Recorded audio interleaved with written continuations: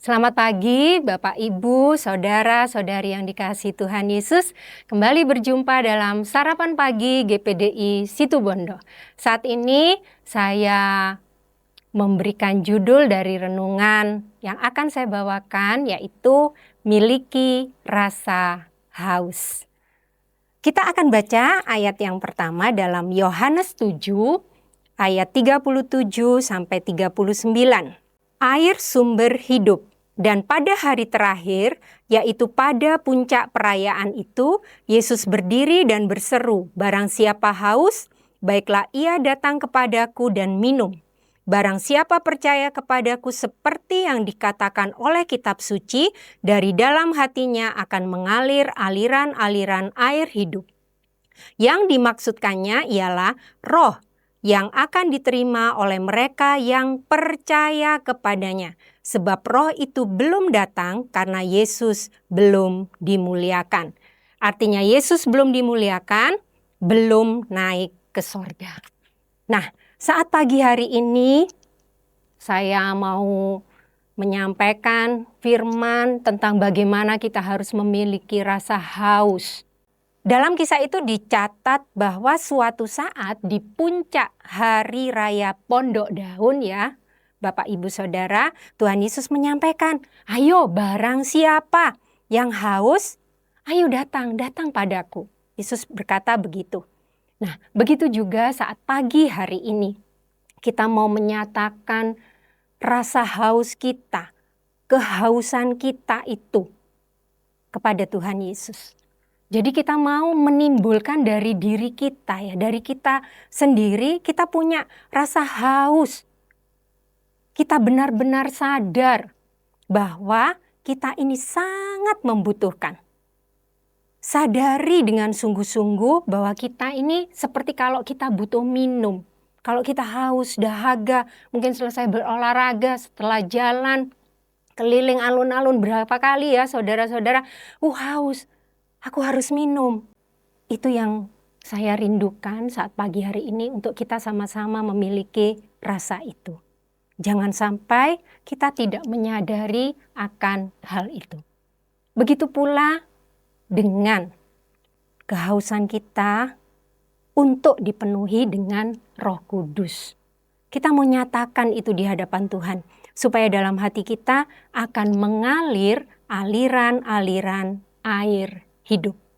Hidup rohani kita tidak gersang, tidak kering. Kita kadang-kadang ya Bapak Ibu, kita kan merasa, hidup kok seperti ini ya. Ya kita menjalankan pelayanan seperti di permukaan, tidak ada rohnya, tidak ada gregetnya. Seringkali kita pernah merasakan itu ya. Tetapi mari, saat itu terjadi kita mau koreksi diri supaya kita tetap dapat memancarkan aliran-aliran air hidup. Sadari akan hal ini ya Bapak Ibu. Di ayat 39 dikatakan, roh yang akan diterima oleh mereka yang percaya kepadanya. Mari miliki percaya. Rasa percaya bahwa Roh Kudus itu memang milik kita. Kita butuh, kita haus, kita dahaga akan dipenuhkan dengan roh. Seperti kita merindukan air, kita membutuhkan air, demikian juga kehidupan kita.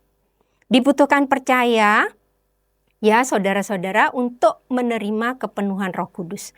Setelah kita percaya bahwa Roh Kudus itu benar-benar dijanjikan bagi kita mau minta secara terus-menerus.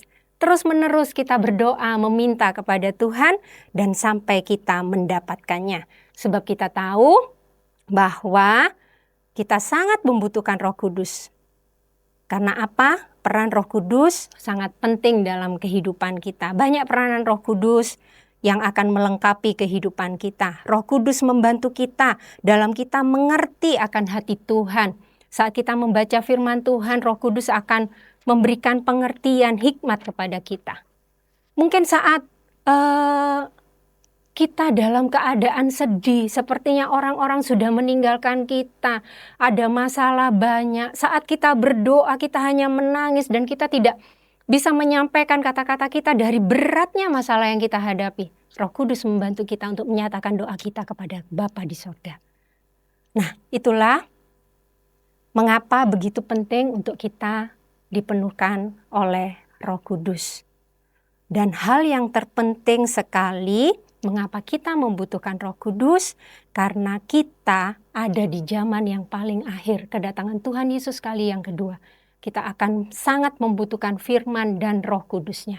Itu yang akan menjadikan kekuatan bagi kita untuk kita tetap berdiri tegak di atas iman kita kepada Tuhan Yesus. Biar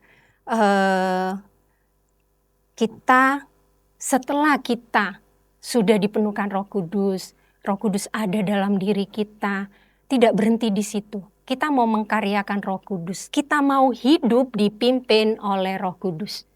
Jangan biarkan kalau Roh Kudus itu mengingatkan di hati kita, jangan biarkan kita tidak peka ya saudara, tetapi kita mau dengar-dengaran. Nasihat, terus kalau ada rasa tidak sejahtera, itu ada sinyal dari Roh Kudus, kita tidak mau berjalan terus. Mungkin jalan yang akan kita tempuh tidak baik buat kita. Kita mau belajar saat pagi hari ini, untuk kita terus hidup dipimpin oleh Roh Kudus. Biarlah kita terus mau merindukan, meminta, mencari, mengetuk, supaya pintu dibukakan, kita mendapatkan kemurahan untuk Roh Kudus terus berkarya dalam kehidupan kita.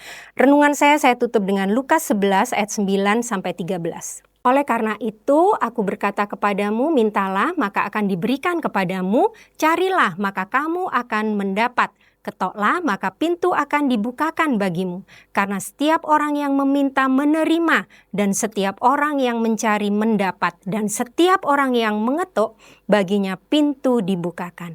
Bapa manakah di antara kamu jika anaknya minta ikan, daripadanya akan memberikan ular, kepada anaknya itu ganti ikan?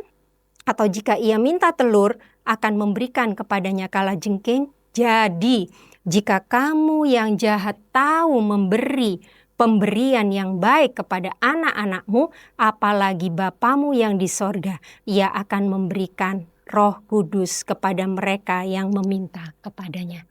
Amin. Ini kebenaran firman Tuhan. Saat kita membutuhkan segala sesuatu, Tuhan pasti cukupkan.